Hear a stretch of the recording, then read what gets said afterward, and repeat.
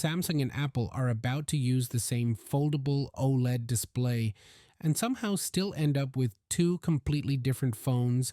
And yes, this might finally be the moment the crease stops ruining your vibes, because after years of foldables looking like someone ironed a phone in half, Samsung is now saying, what crease, while Apple is quietly doing Apple things in the corner, pretending this was their idea all along. And here's the wild part. One of these phones is going all in on metal, the other is trusting glass. And depending on who gets it right, 2026 could be the year foldables stop feeling like expensive tech demos and start feeling like actual phones. Stick around, because there's a hidden downside nobody's talking about, a camera decision that might shock Apple fans, and a very spicy reason why these two phones might age completely differently. Foldables are at a crossroads right now. They're cool, they're expensive, and they're still asking you to accept compromises that normal phones solved 5 years ago. Creases, durability, anxiety, awkward cameras, and prices that feel less like a purchase and more like a small financial event. So, when leaks start saying the Galaxy Z Fold 8 could launch with a near invisible crease, while Apple's first ever iPhone Fold is quietly lining up behind it, this isn't just another spec bump. This is Samsung trying to prove foldables are ready for normal humans, and Apple trying to prove they were right to wait. And if either of them mess this up, people are absolutely going to roast them online, relentlessly. At the center of all this drama is a new, next-generation foldable OLED panel from Samsung Display, first shown off at CES 2026. And according to multiple industry sources, this panel is headed straight for the Galaxy Z Fold 8. The big change here is structural. Samsung is ditching the traditional PET support film and replacing it with a metal plate, which sounds boring until you realize that metal gives the panel way more stability when folding. Translation: less stress on the screen, less crease over time, and fewer moments where you open your phone and whisper, "Please don't be cracked."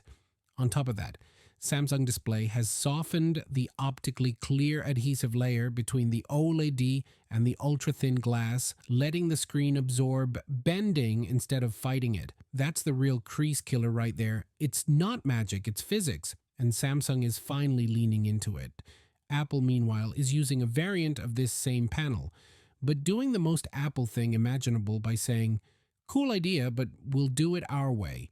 Instead of metal, Apple is reportedly reinforcing the display with glass as the base layer. Ultra-thin glass, yes, but still glass. That tells you everything about Apple's priorities: visual purity, stiffness, and that it just feels expensive moment, even if it means being more conservative with flexibility.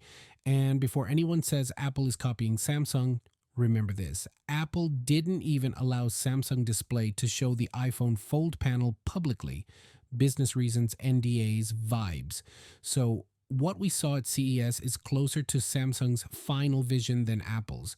So what does all this mean when you're not a display engineer with a spreadsheet addiction?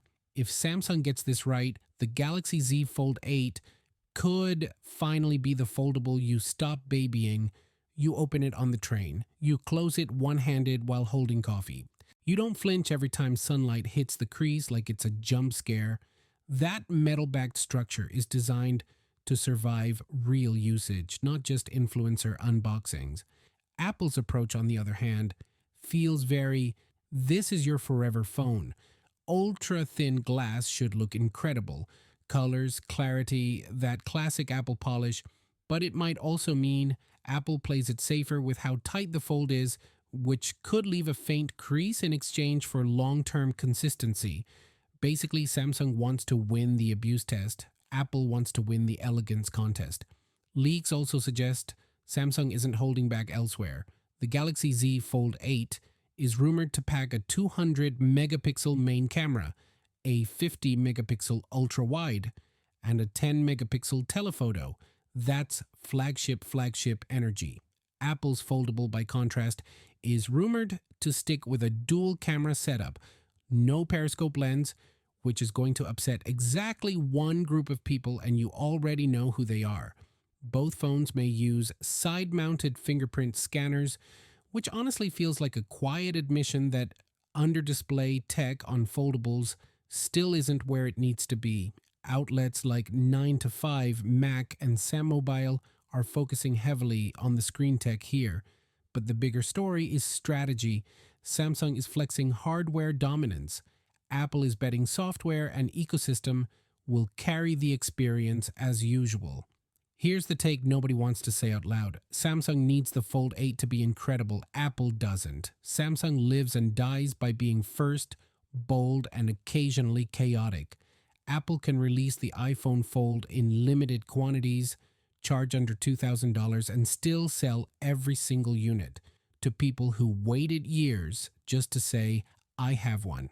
That late 2026 release window paired with limited supply screams controlled rollout, not mass adoption. Meanwhile, Samsung is even rumored to be working on a wider Fold 8 variant that lines up more closely with Apple's expected form factor, which tells you they're already preparing for direct comparisons.